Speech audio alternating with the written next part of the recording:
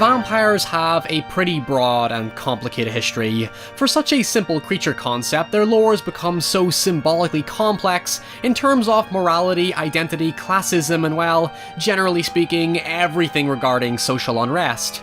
Despite its roots in the 18th century dark romanticism era, all its hot-pressing issues about society and human nature still have a fundamental existence in today's culture. Although, when it comes to the horror aspects of fiction, fascination aside, I've never really found them all that scary, to be honest. It's not so much genre fatigue, since we barely get vampire flicks these days, it's that traditionalism just doesn't have the same profound effect anymore, no matter how supposedly nostalgic you try to make it for a generation who did not grow up with vampires. That's why I want to bring your attention to this little 3-part comic miniseries by Steve Niles, and hauntingly illustrated by Ben Templesmith.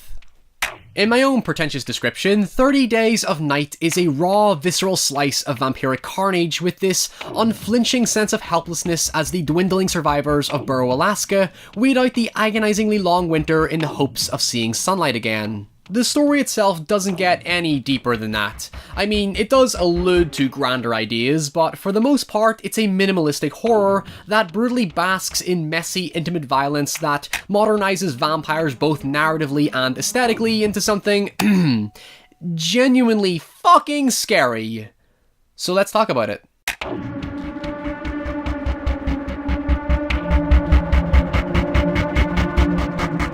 So for context, I'm going to spend most of my time discussing the film adaptation that was co-written by the original author Steve Niles, because there's nothing substantially different about them bar the comic book having additional backstory on the vampires, a more coherent motive you could say, and even includes this vampire hunter subplot that's completely removed from the adaptation, but honestly, I think all these simplified changes help make the story more grounded in believability. The less the story indulges on the vampire's backstory, the more it reinforces this pure mystique to them as they're framed like shadowy silhouettes from a bad nightmare. And that's kind of the point according to their leader Marlowe, who constantly tells them that they should remain a terrifying secret than something that tangibly exists. This way, the vicious slaughtering of the town is meant to be perceived as a grim and mysterious message that something powerful and unseen lurks in the literal shadows, awaiting their time to strike again.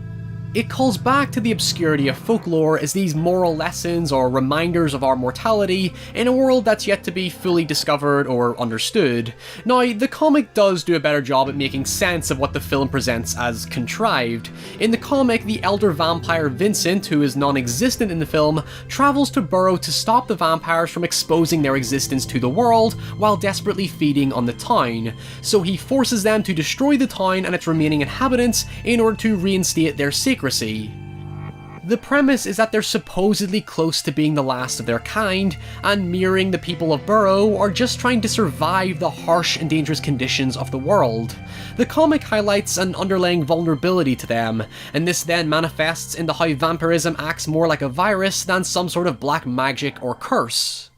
There is a mild sense of weakness that looms over them because they barely get a chance to feed, but that doesn't diminish their animalistic behaviour that becomes the focal point of the story. The thing is, 30 Days of Night doesn't need to subvert the subgenre to make vampires scary, or at least maintain this weird, gritty, gothic leather edginess that seemed to exist around the time of its release. Instead, it plays on raw human emotion. For humans, death is this ugly, traumatic tragedy, but to the vampires, it's wholly just a way of life like any other animal. Their emotions are gone, and so really, the humans expose their weakness by succumbing to their fears, sadness, and natural panic. As the days go on, like the animals they mimic, all the vampires have to do is patiently wait. The only thing against them is sunlight, so it's about calling the humans' bluff and forcing them out into the open when they desperately need resources. They feel like legitimate hunters. It strips away the artifice of vampire fiction and rids itself of try-hard lore in favour of this man versus wild snow western setup. Of course, I understand the whole concept of isolated scenarios like this one, where ordinary people are pitted against domineering enemies, was attributed to many post-9/11 horror fiction, given the miniseries released only about a year following said events, where the tangible premise of a spontaneous terrorist attack on an innocent population was still fresh on many people's minds. As such, I'm not going to say it was a direct inspiration for the setup, but it was an inherent mindset at the time that at least seeped a current real-world relatable fear into the story. After all, the story's actual conclusion is drenched in a sort of dreary nihilism. The surviving townsfolk don't actually defeat the vampires, they simply, like any survivor of a tragic, horrible massacre, just, well, survive. The story is as cold as its atmosphere, there's no big revelation to save the day. Sure, the central protagonist Ebbing discovers if he infects himself, he'll be able to distract the vampires long enough, and even kills the vampiric leader in the process, but again, it's only a selfless heroic distraction, not a solution to the actual problem. In fact, when you think about it, the way the final confrontation plays out is so devoid of anything resembling a dramatic payoff. It's more of a dirty alleyway scuffle that's indicative of the violence that came before it, where the most drunken character underestimates how better the other guy is at giving a full-blown punch to the gub. Well, shit. It makes things feel more organic in execution. Since they're underpowered, scared, bewildered, and have no means of escaping, there's no progressive objective other than to literally spend most of the 30 days in hiding. You see, this is why I feel this could work as a pretty good HBO miniseries, because at least that way they could expand on how the group survive over the course of the 30 days, considering the original story and the film uses an ellipsis to bypass so much of the time, which reduces the whole survivalist nature of the story.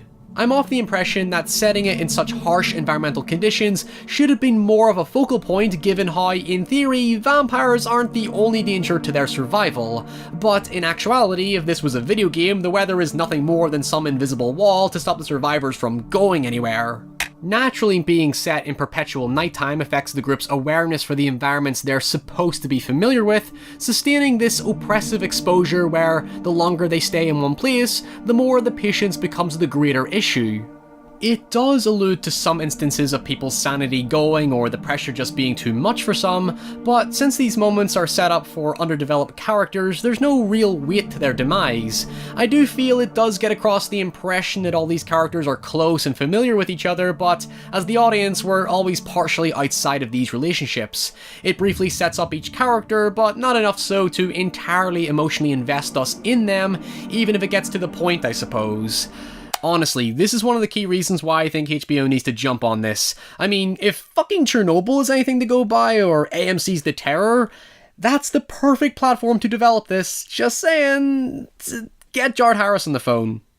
What the film does particularly well is that even when the vampires are not on screen, their aggressive energy is still always there. After all, they have so much control over the town from the start when they destroy the power lines, kill the Huskies to prevent people from escaping, and most arbitrarily of all, have someone steal and destroy everyone's phone. I mean, having no signal after wiping out the power lines would be believable in these circumstances anyway, or, I don't know, you could use the environment to your advantage. I mean, it's a good use of Ben Foster, but that was a weird setup for me. Strange. Stylistically, I love how the vampires are presented as these partially deformed humans who look like a demonic monster is trying to break out of their skin. Their appearance balances right between the middle of being human and being a monster, that they have this uncanny valley quality to them. Their eyes alone make them look cold and soulless. In fact, given how easy it is to spread vampirism, there's a near toxicity to them. It's actually kinda close to the Rage virus in 28 Days Later, which released only a month after the comic, in that any contact with vampire blood was enough to infect anyone, and in a sort of Highlander twist, decapitation is the only way to kill them bar sunlight.